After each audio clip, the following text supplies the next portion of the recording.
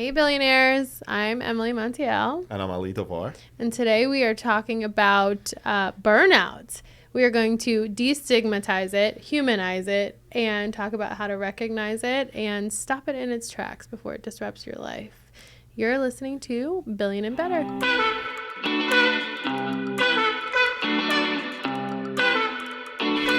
So today we're talking about getting burnt out at work. I think we both have experience with that. We were talking about this earlier. And a lot of things I know I'm going to talk about today are not things that I've mastered, but rather things I'm actually still working on, right? These are things we're learning and sharing the journey.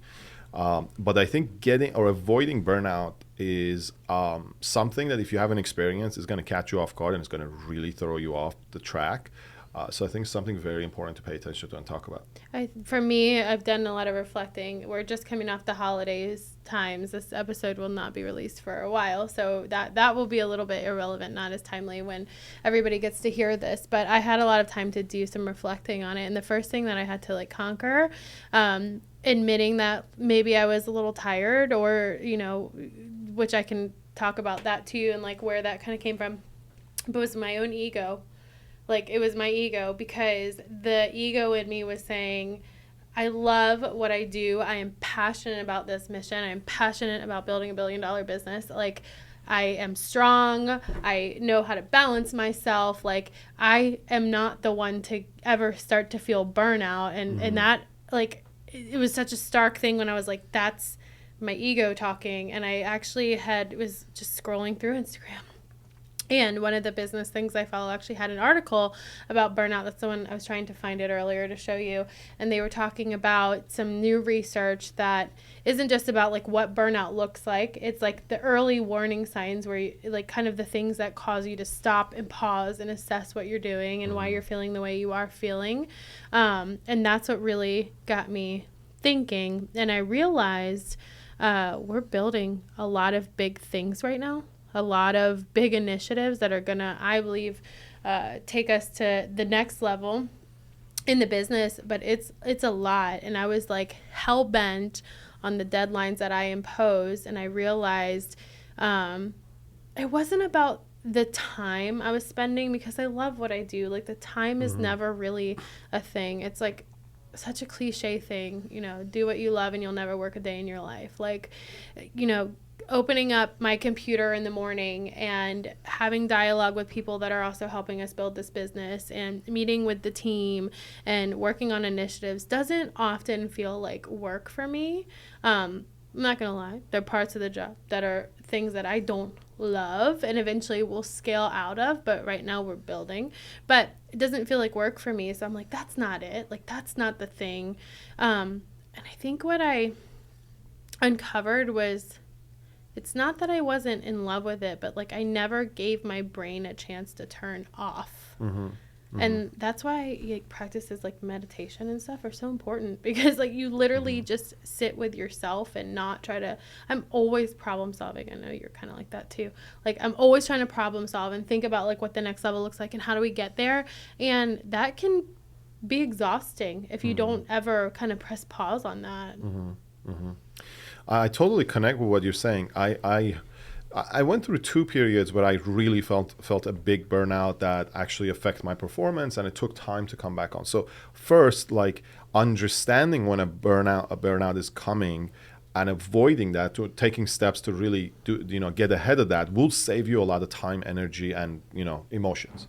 But I heard somebody talk about this, and it really resonated with me when they say burnout is not an issue of how much you work. It's more of an issue of being disconnected from your purpose, right?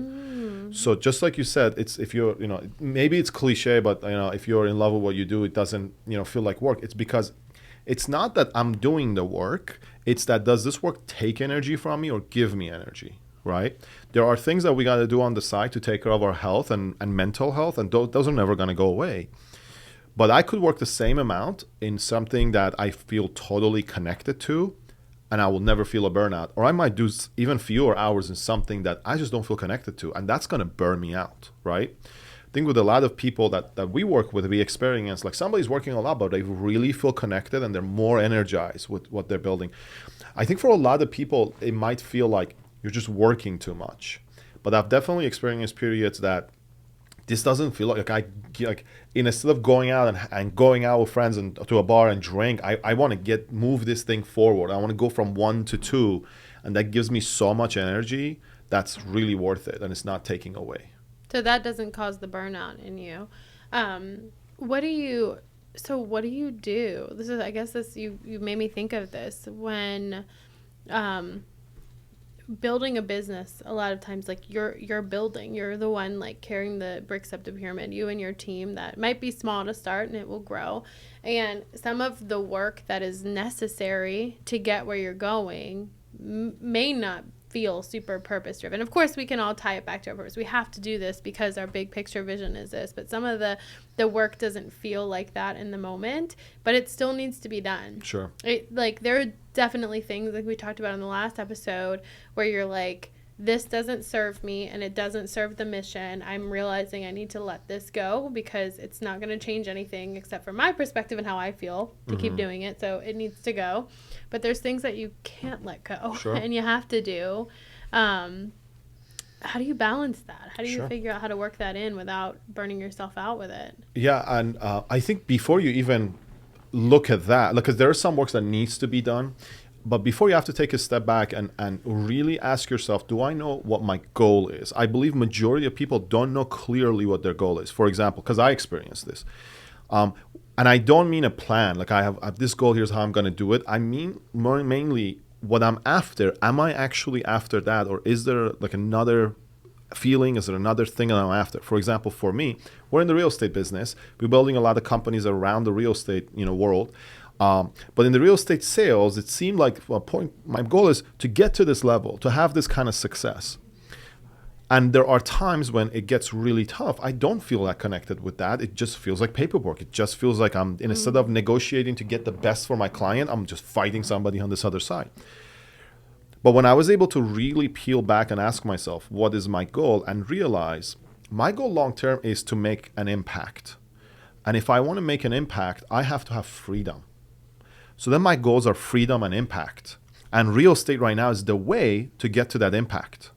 Then it doesn't feel like, then I'm more connected with my purpose, because my purpose is that super long thing I'm after. It's not money. Money gets me freedom. And without freedom, I can't do what I want to do. So it's definitely part of the equation. But I have to understand that I'm going after freedom. I'm going after impact. So freedom might be, I might do certain things that make me more money, but give me less freedom.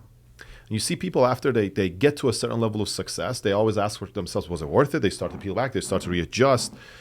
But if you start to think about that ahead of time, you not just organize your own time and plan, but also maybe in your hiring, maybe in who helps you, what you delegate. It's like, what can I do more that gives me the financial freedom and also the real freedom in life to do what I want to do?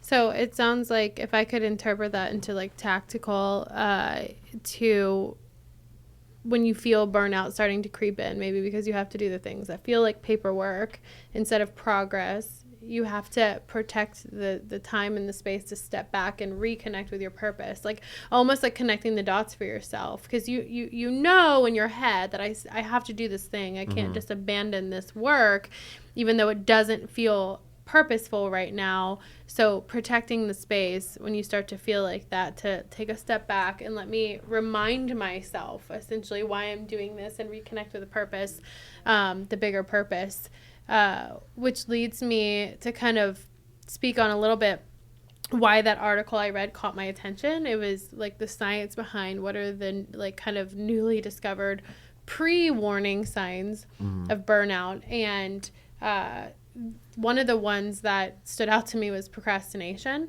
And, my brain was like, okay, why though? The article was it was a good article, was pretty surface level. So I'm like, there's a reason that we start to procrastinate when we're feeling like that.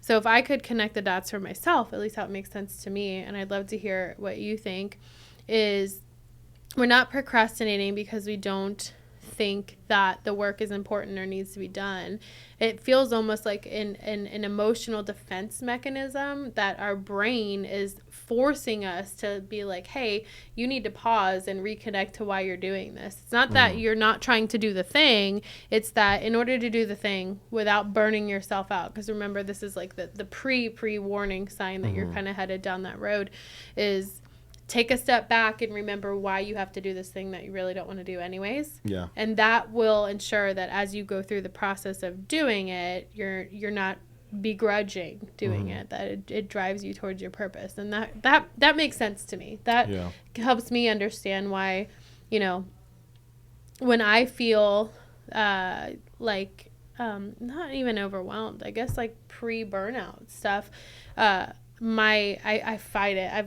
My mechanism that I've learned is to fight it, but my natural inclination is to kind of start to procrastinate. And as I've grown and learned, I'm like, no, we're not doing that. We're gonna do the thing. But it was different to understand maybe why I'm doing that, and it's not because I'm lazy and don't care or want to do the thing. It's because I think my brain's telling me like pause and check yourself so you don't get burnout from this. Exactly. I think procrastination is something that like, you know, if you have an identity of I'm somebody who gets things done, I do a lot of work, I'm moving things forward, procrastination can create a lot of anxiety. Yeah. It does for me, right? Yeah.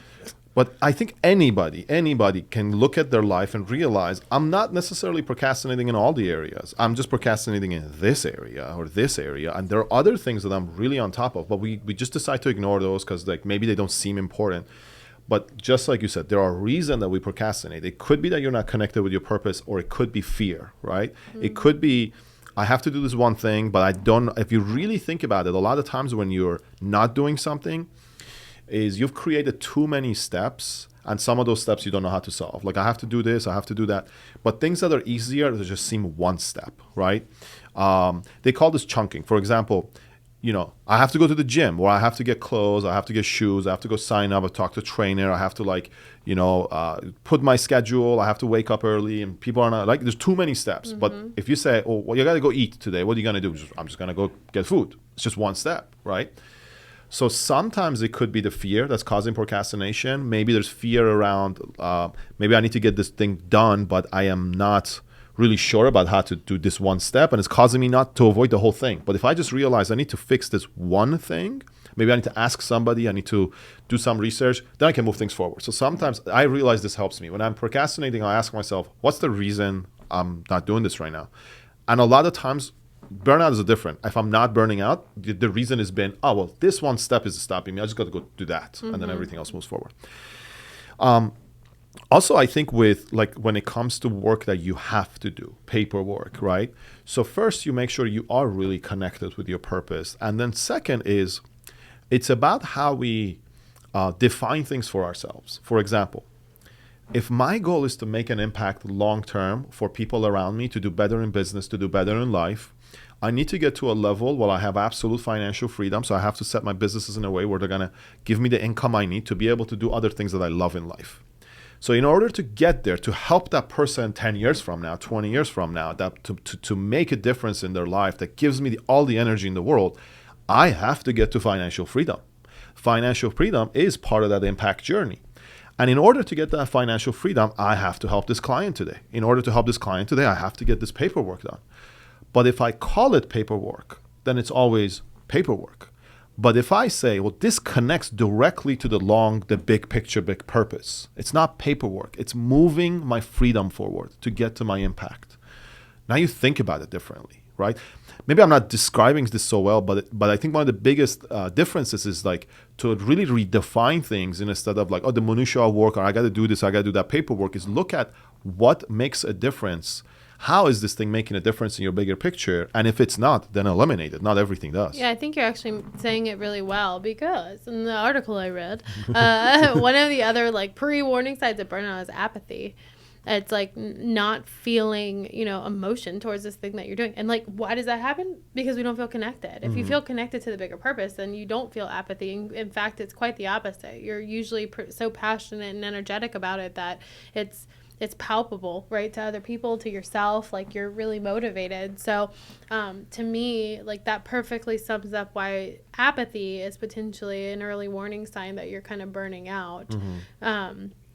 So what do you do like when you feel that coming on? Because I know like over the holidays with all of these projects, like I went into the holiday season like determined to do two things: spend more time with my family and also bring these massive rocks to the finish line so we can start 2023 really, really strong.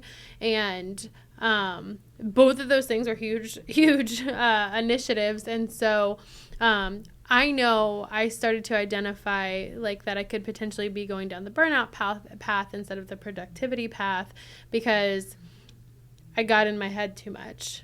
I did what you said. I was sitting there thinking like, how am I going to get this done? There's only 24 hours in a day, and also spend time with my family so that they don't think, oh, mommy just works all the time and that's it, because that's not the bigger purpose of life, right? It's the people. More than the things that we do. And I would just like dwell on that to the point that like I'm a visual person, so I had to like almost like pull back the curtain and just be like, go, move, just do the thing.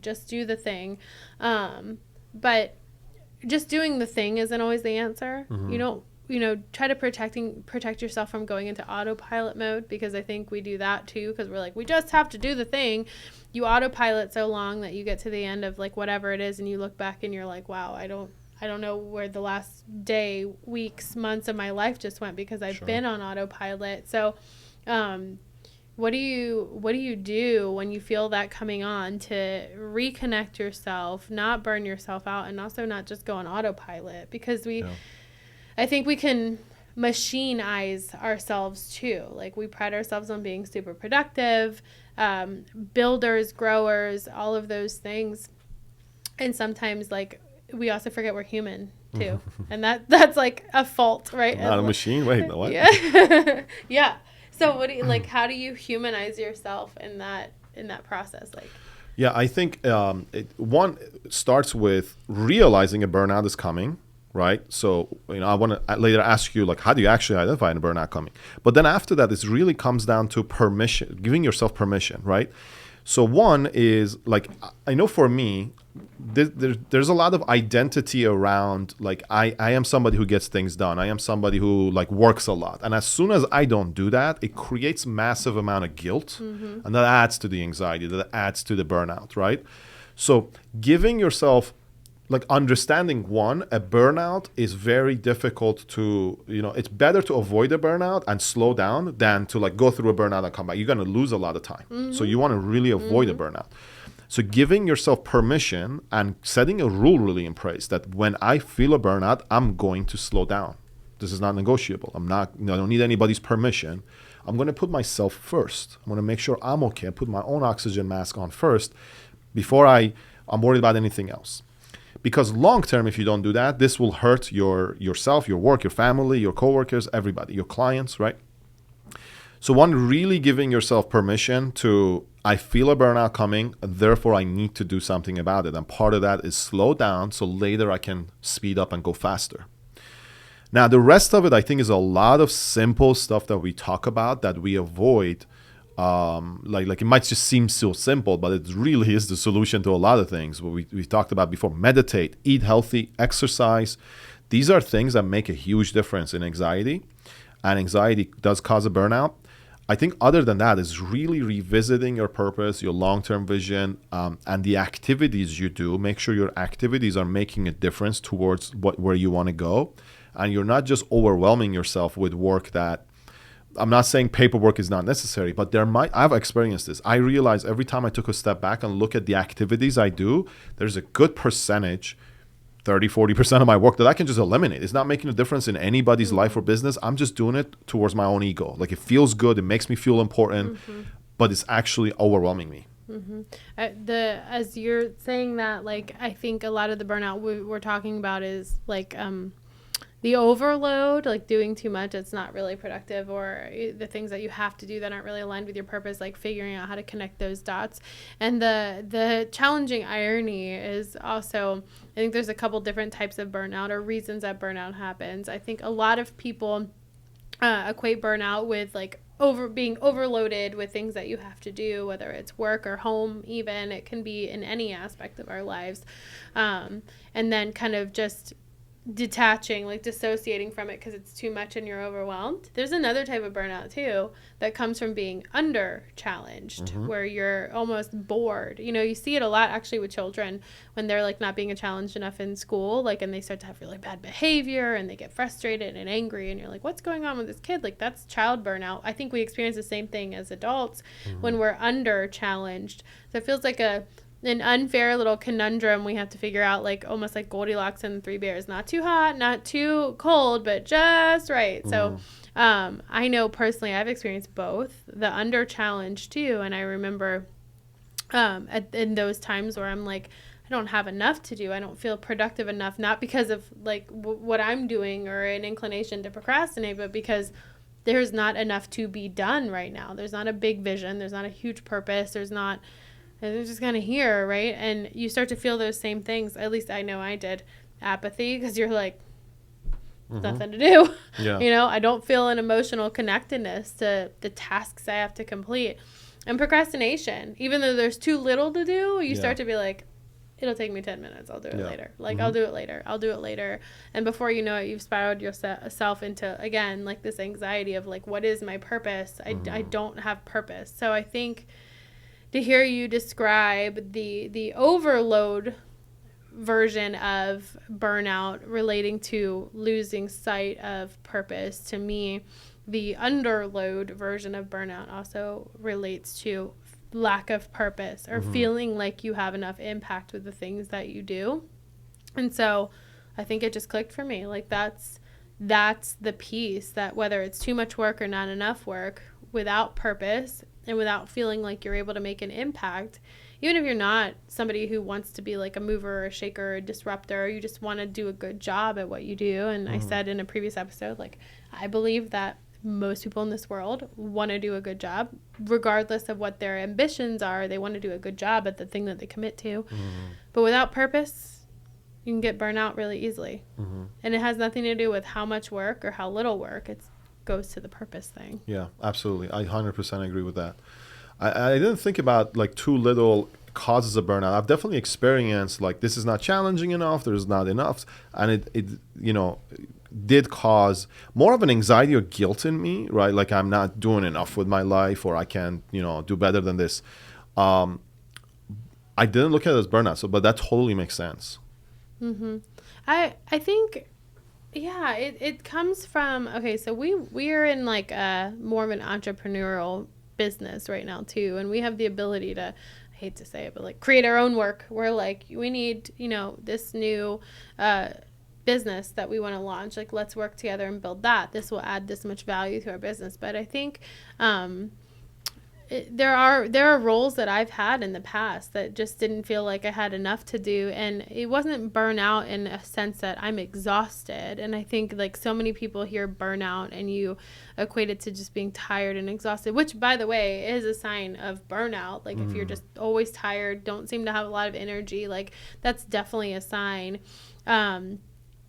In the underwhelmed burnout, it's kind of like I don't have enough to do to like get my brain juices going. So you start to feel that apathy, right? Like kind of disconnected because you're like, it takes me a couple hours a day to execute my job. Why am I even here? And that's where you see a lot of people start to, like, if you combat that kind of burnout, I've seen people like pick up other hobbies, or that's where you hear about like the guy who left his corporate job because he was just bored and not able to make an impact. And now he, you know, runs a multi-six-figure Amazon fulfillment business because he just was looking for greater purpose. But I've experienced it definitely on both ends. It's, to me, the burnout on the other side though is not as much about exhaustion, but just kind of like wah wah, you know, like wet mop feeling is. Yeah, I mean, if you're not challenged, you're not really moving toward your purpose, because I think anything that's your purpose in life is usually things that you inspire towards that feel a little bit scary, right? You want to do that so you feel good about yourself.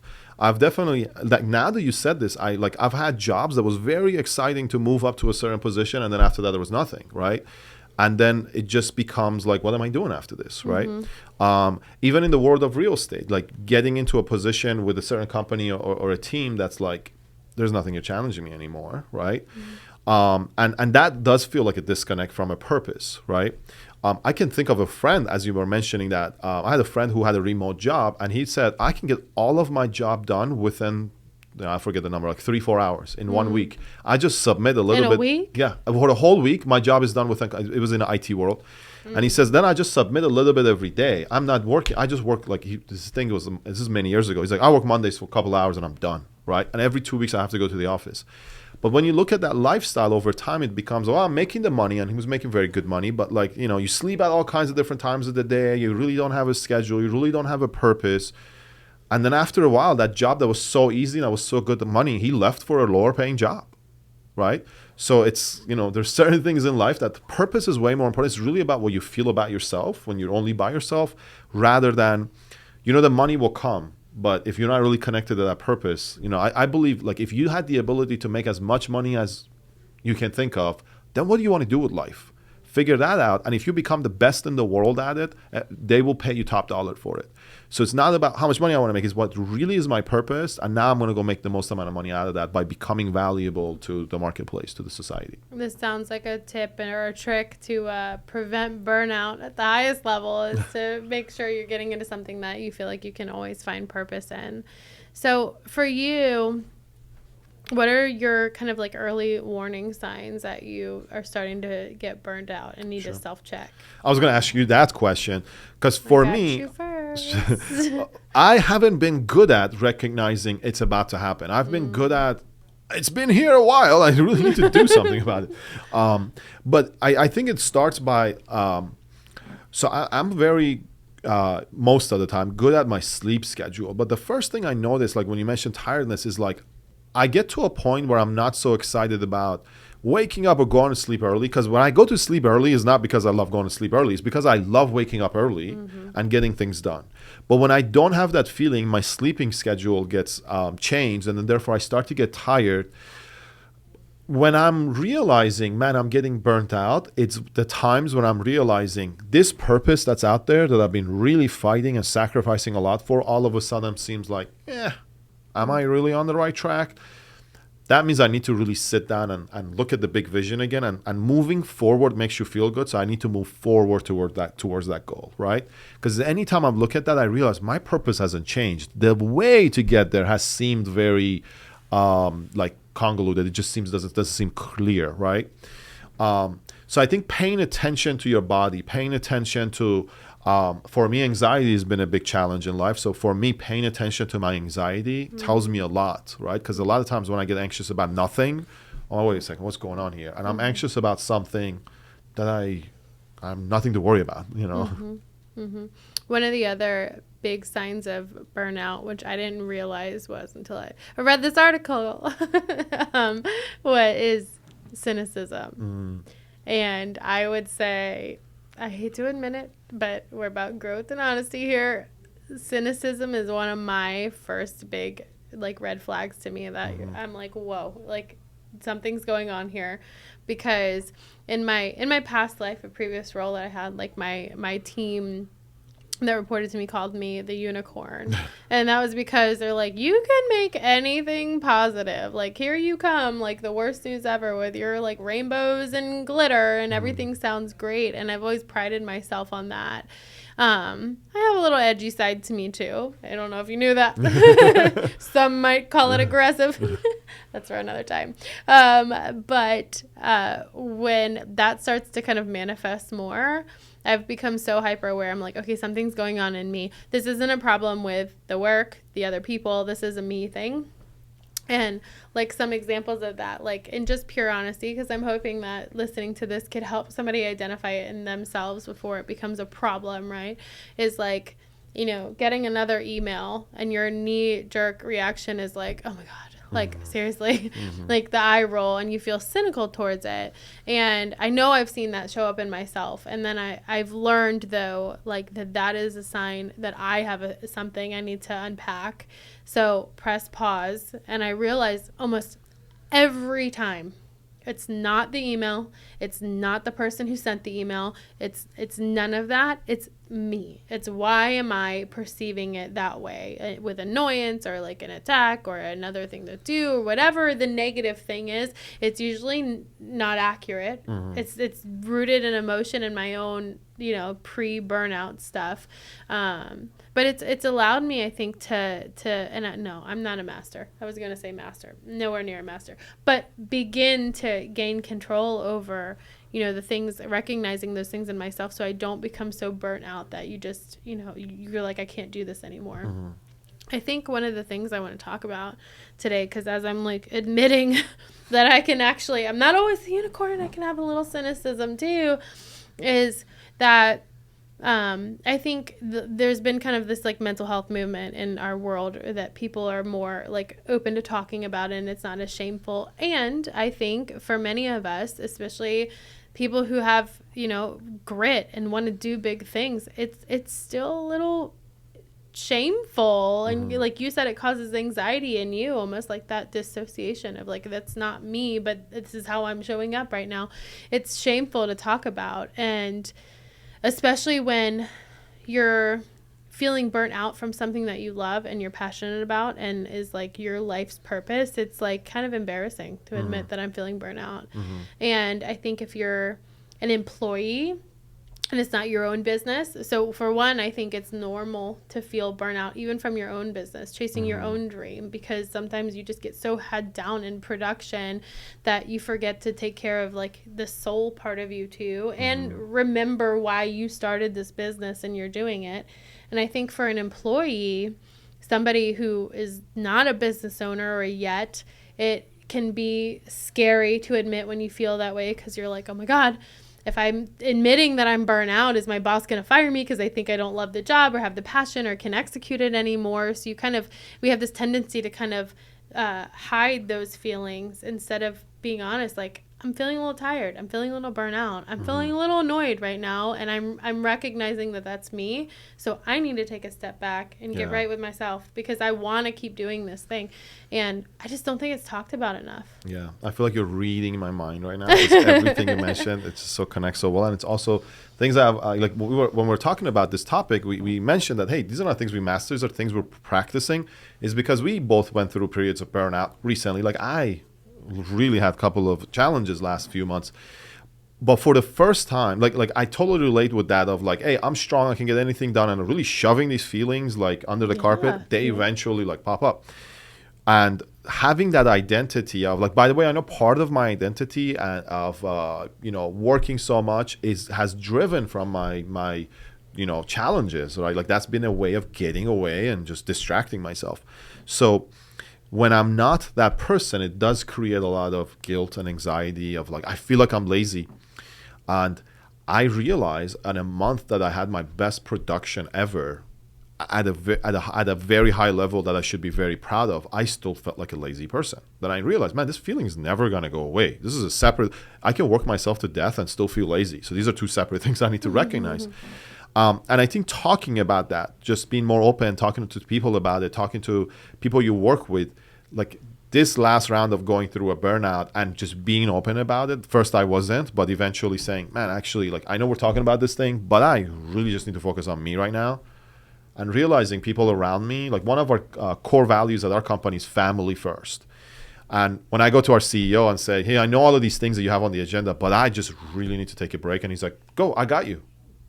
Made me feel like, not talking about it creates more anxiety. Talking about it, now I feel like, great, now I have the space to focus on me, and very quickly I can. It's like this dark cloud you carry around and you don't want anybody to see. Yeah. But there's definitely something liberating that, like, to just be able to admit it. And I think if your fear in admitting that you're feeling burnt out is that people will see you as less than or won't value as much, or, won't be like, oh, Ali's a producer, he's a hustler, like that somehow being like, I'm feeling burnt out and I need to just take a moment is going to negate those thoughts that people have previously held about you. I think being able to just vulnerably say, I need a moment is so liberating.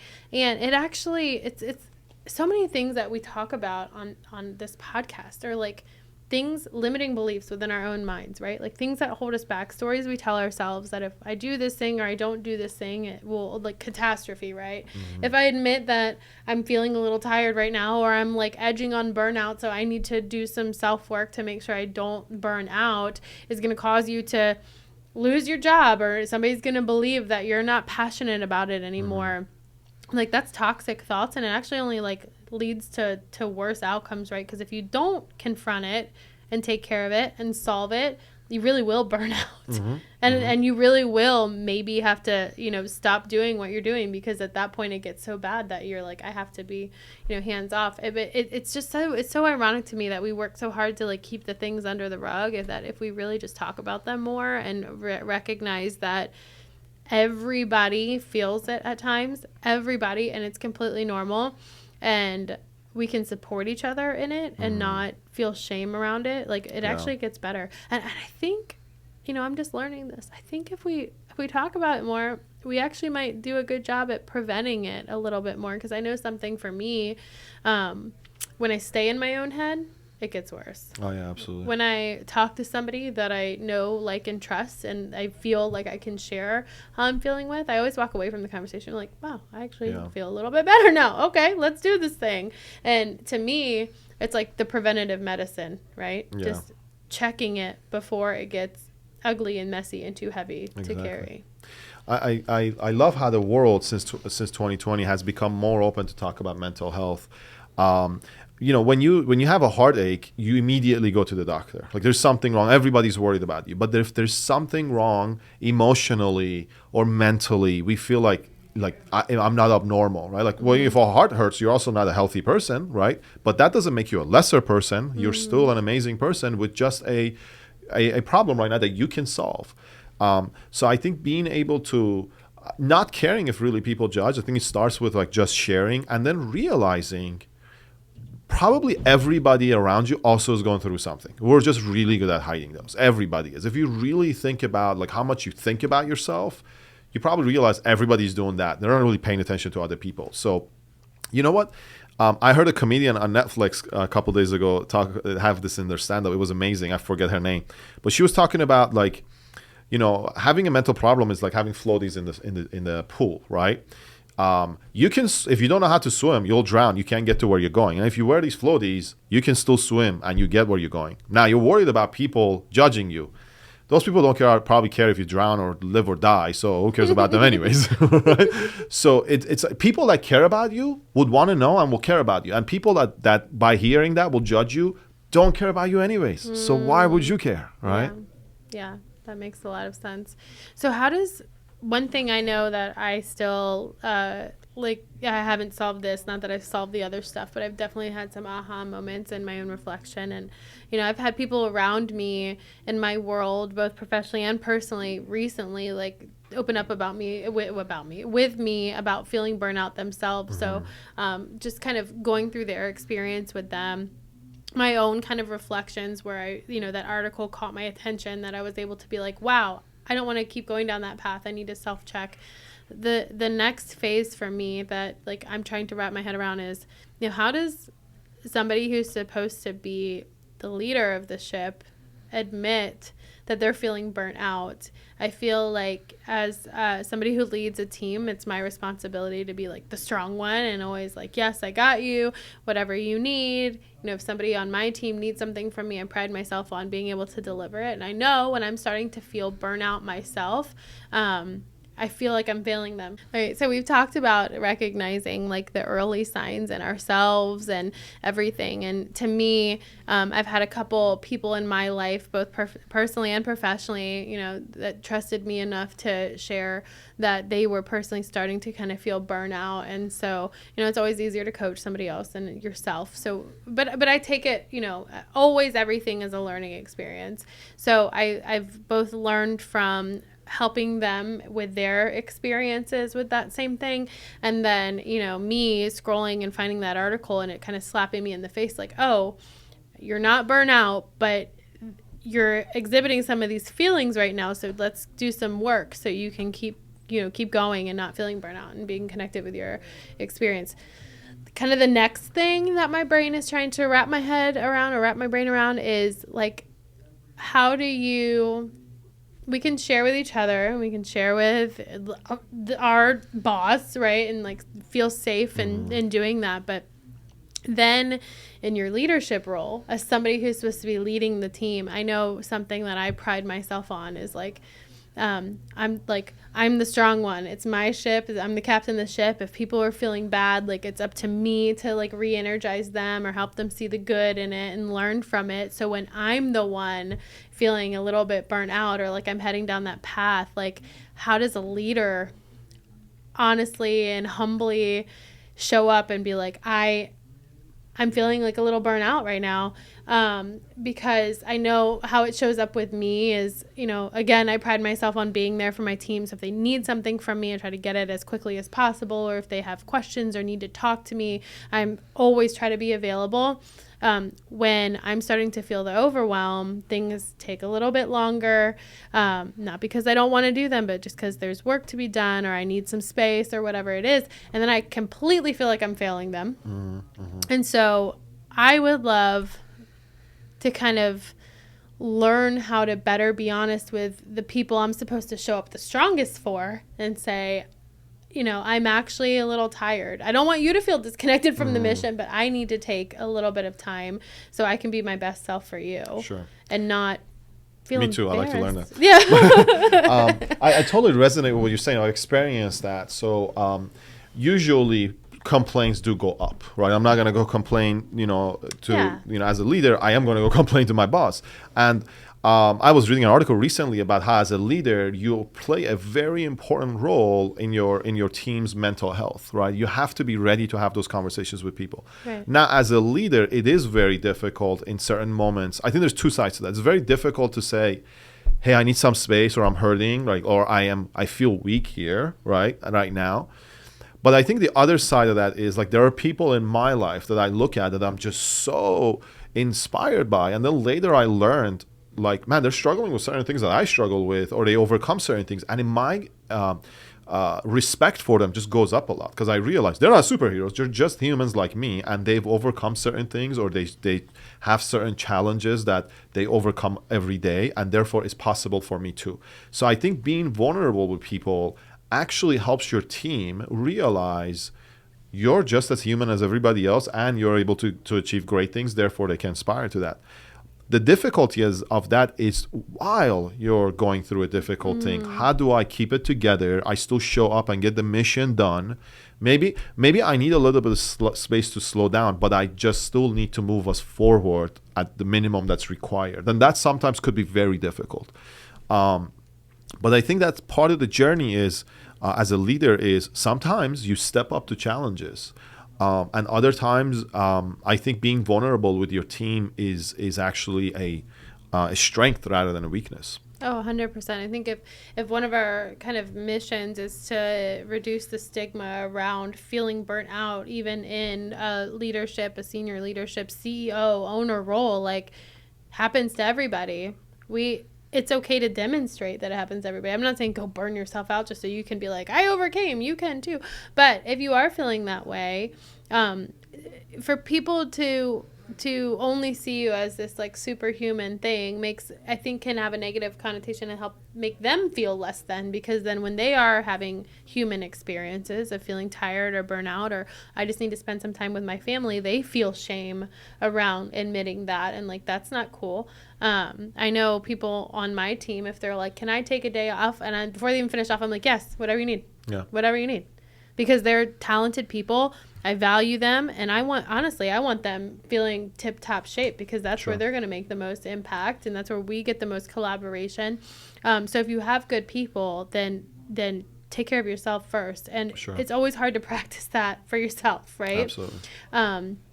You said something about like when you are feeling that, the leader has to have a certain level of strength. You kind of earn that position by demonstrating that, and maybe what it is doing the bare minimum to keep people moving forward. I know my default, and I'd like to think it's a strength, when I do start to feel that way, is my bare minimum is like the people take care of the people first. If I have to do the soul work for myself, cool, but like I'm going to put more effort to make sure that they're okay, while I know I need to take a step back from some other things.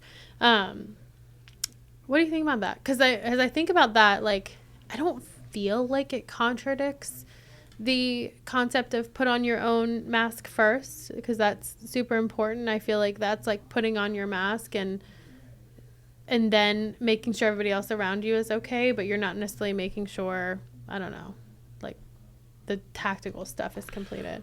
Yeah, I think what was going through my head as you said that is, first of all, I think success is about the ability of having to hold two competing ideas in your head at the same time, right? It's not like this is just black and white as it is. It's being a little flexible. So one thing that comes to my mind is I do have to put my own oxygen mask on first. I do have to make sure I'm okay, so then I can show up and pour into my people.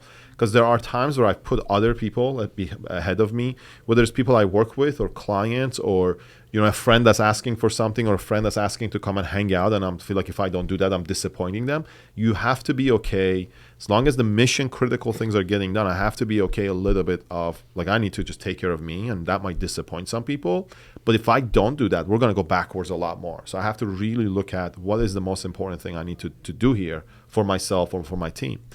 But I think the other side of that is, which is going to be the opposite, Weston Churchill says, sometimes doing your best is not enough. You have to do what's required, right? Mm-hmm. And that in my life, a lot of times I go back to that because I deal with somebody who says, I did my best here, but we didn't get it done. Mm-hmm. So we just have to step up. And because if I always do my best, I'm never going to grow, right?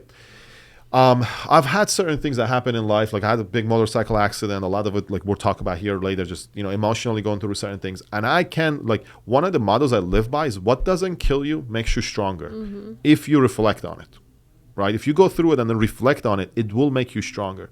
So part of it is realizing, it's about how you look at things and the meaning you give them, right? I can look at a challenge and say, why did this happen to me?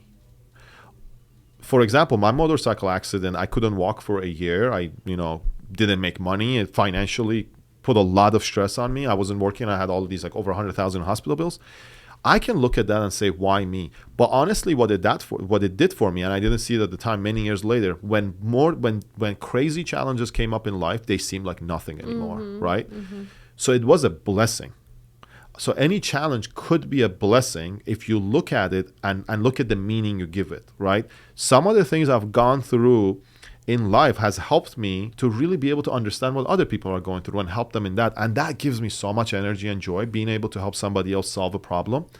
So I can look at it and say, why me right now? Or I can look at it and say, I'm going to go through this and this is a blessing and I'm going to come out of it and pay this forward. That's the way when I look at things that way, it really changes the energy I have. I feel like then you put yourself in another catch-22 because yes, I agree with you 100%.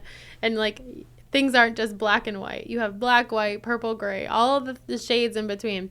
Because I too have experienced some pretty big struggles in life that caused me to, I've used this word too much this conversation, but like have a little bit of a cynical view towards what I would consider less struggles. Like when I'm personally struggling with something, I'm like, oh, please, you've been through so much worse. Like You woke up today, like it's good, which in some respect can be really good. Like it's like, you got this. Like you're going through a little rough patch or you're feeling a little down right now. It's a rainy day, but like the sun will come up tomorrow. It's cool. Keep moving. And that's served me well in a lot of areas. I think where you then have the other side of the coin with that is when you do that so much that you actually forego yourself, that you're like, psh, You didn't walk for a year. You were in a motorcycle accident. This little burnout, this is nothing. You're stronger than this. Sure. And you psych yourself out of actually still taking care of yourself. Like it might not be as big of a struggle as what you went through before, but it's still something that requires you to pause and nurture yourself so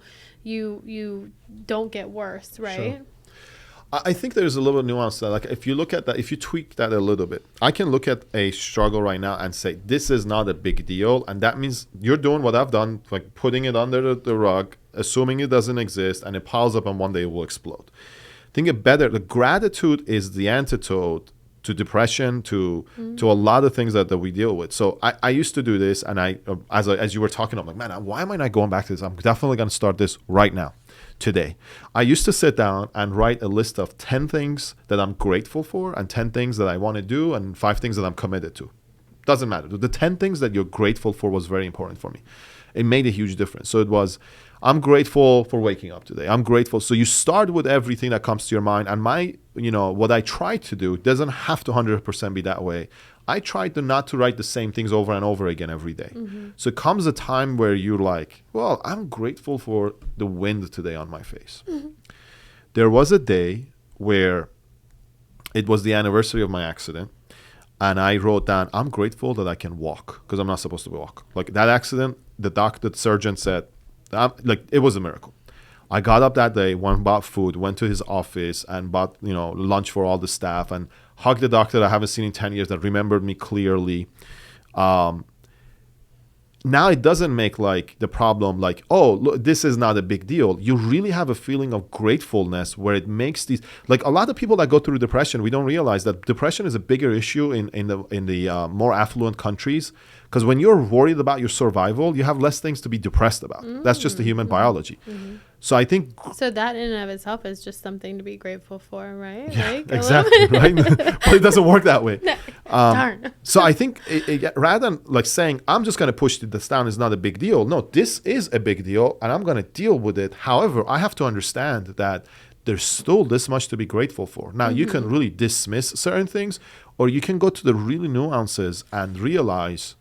Man, there is a lot to be grateful for, and it changes your physiology, changes the feeling you have, and therefore now you can solve this problem better rather than be more stressed or anxious or put down or depressed by it, right? Mm-hmm. So what I'm saying is don't lie to yourself, but you really have to feel the gratitude. You don't want to say, I'm happy, I'm happy, I'm happy. You want to say, no, there's the weed here. I'm going to go pull it out and fix it, and here's how much to be grateful for. Oh, I like it. I love a visual representation. So the garden, you pull the weed, you deal with the weed, and you still have a beautiful garden left at the end of the day. Going back to the leadership thing, kind of like removing the stigma, I think like we put so much work and effort into like understanding why we get these negative feelings sometimes, like where they're rooted in, what we can do to feel better or resolve them. And then every time get a little bit better at like now you're in prevention mode and not like a healing mode constantly. And being able to be vulnerable about that and share that with like all the people that you know, like, and trust around you, I think helps not only reduce the stigma and let them know that it's okay if they feel it too. Like you're making an impact, which I know is so important to you. I know it is, and you've said it a couple times today. You're making an impact by destigmatizing it. And then also demonstrating to them how to come back from it. Because the reality is, like, the people that look up to you as their leader and admire you for your strength and everything you do, like, they too will definitely go through a phase where they're tired and they're burnout and they need to shift direction. And when they feel safe enough to be able to come to you and say, Ali, I'm feeling this way, it's not going to risk their job or their career, the way that you view them even. And you've also demonstrated to them, because they've watched you walk through it, how to come back from that and how to repair that and heal and get better. I think it creates a stronger bond and productivity. And honestly, like, that's the way I see people leadership in business. Like, you take care of the people and they take care of the business. And It's okay to have bad days. It's okay to feel exhausted. It's okay to be really tired of this thing that we're working on right now. And if you don't feel safe enough to say it, to have people rally around you and help you overcome it, then that's where you're going to kind of like put the nail in the coffin, right? Yeah, I totally relate to that. One thing I remember when you were saying this is, as long as you're taking care of the people, and that includes your team and your clients, then it's okay to be vulnerable. For example, there's been a situation where I'm like, okay, I'm really not doing well, but I'm trying to keep it like I'm not showing it to my team. And then when I let my team down, that's when, there's a problem. Or when I let a client down. Mm-hmm. So, but if I ask for help, right? If I say, hey, I'm not doing so well, but I'm here for you. I'm going to take care of them. But I need help with this thing. Can you help me with this? Like, people will step up and help you. And there is nothing, like, I think the respect will go up more for you, because like, if you're really somebody who's a mover, a shaker, and getting things done, and now you want to step back and take care of yourself, that actually shows that you're a human being. And that vulnerability, I know it has, for me, it has increased my respect and inspiration for somebody that's vulnerable and yet gets a lot of things done. Like I really love that person.